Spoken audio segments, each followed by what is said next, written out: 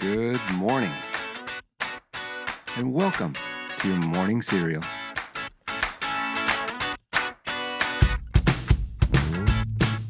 All right, good morning and welcome to Monday.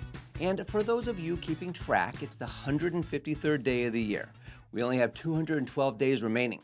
But let's just talk about today in particular. Today is National Rotisserie Chicken Day. Yummy and yes, please. It's also National Rocky Road Day. Double yummy and yes, please. Even though I'd prefer this chocolate and marshmallow ice cream without the nuts. I don't know. Where do you stand on that? Controversial, I know. Well, it's also National I Love My Dentist Day. I think that's kind of controversial too. Kind of hard to do that. I've got lots of painful memories there. Well, here's a good one for you. It's National Leave the Office Early Day. So it's encouraging a healthy work-life balance. Now, I'm of the age where a healthy work-life balance was actually frowned upon when I started my career. Well, someone that turns frowns upside down, however, our quote today is from Wayne Brady, who said, quote, "You never know what you're capable of until you try something new," end quote. Now, Wayne's reminding us not to underestimate ourselves, whether you're starting a new job, a new hobby, or just trying to conquer this Monday morning. Give it a go. You might just surprise yourself. Well, today's news, facts, and birthdays are for June 2nd. We're going to start back in 1941, and that's when baseball legend Lou Gehrig, he passed away from ALS at the age of 37. Then on this date in 1953, Queen Elizabeth II, she was crowned at Westminster Abbey. Then skipping up to 1966, that's when NASA's Surveyor 1, well, it landed on the moon and it transmitted some pretty cool pictures back to the Earth. Then all the way in 1997, and you might remember this one on this date, Timothy McVeigh, he was convicted for the Oklahoma City bombing. Then staying with that slightly morbid news fact here, in 2016 on this date, the autopsy results from Prince, they finally came in. They showed that he died of a fentanyl overdose. Well, tough transition to birthdays, but happy birthday to you if today is your birthday. And it's going to be a good one because you share it with a lot of people. Aquafina, actress and rapper who blends super funny comedy with her cutting-edge style, she's 37 today. Abby Wambach, Olympic soccer gold medalist, she's 45. Funny man Wayne Brady, right? Improv genius, he's 53 today. Then Dana Carvey, he needs no intro, comedian and actor famous for SNL and Wayne's World, he's 70. And lastly, Stacy Keach. He's the actor that's known for his voiceover roles and his acting roles in drama and crime series. He's 84 today. Well, the number one song on this date back in 1994 was I Swear by All for One. And this was a quintessential 90s love ballad. It not only dominated the charts, but it also dominated weddings and proms throughout the 90s. And ever since, if someone swears to you by the moon and the stars in the sky, then you know it's legit. Definitely legit. Well, let's turn to some legit self-improvement here. We're in the book review segment of Morning Cereal, and we're reading through Stephen R. Covey's The 7 Habits of Highly Effective People. And we're in the subchapter At the Center, when, again, we're finding Covey challenging us to examine the true foundations of our lives, okay?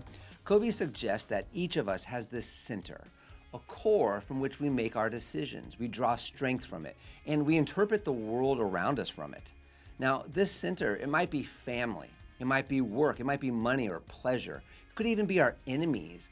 But Covey cautions us that centering our lives on these external things, that can leave us feeling unstable and reactive.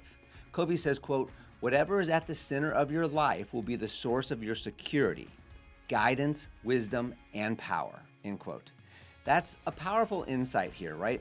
If our center is constantly shifting or based on things beyond our control, like a job title or someone else's approval, then we are much more likely to feel anxious or defensive or directionless. Now, these reactive tendencies, they can keep us stuck in cycles of stress and self-doubt.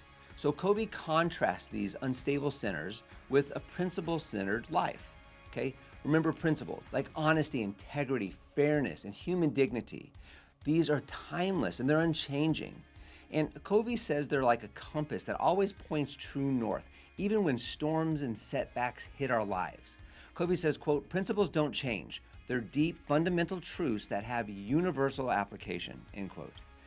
When we center our lives on these principles, we gain a kind of inner stability that's hard to shake. And Covey also points out that many people get stuck in a problem-centered mindset.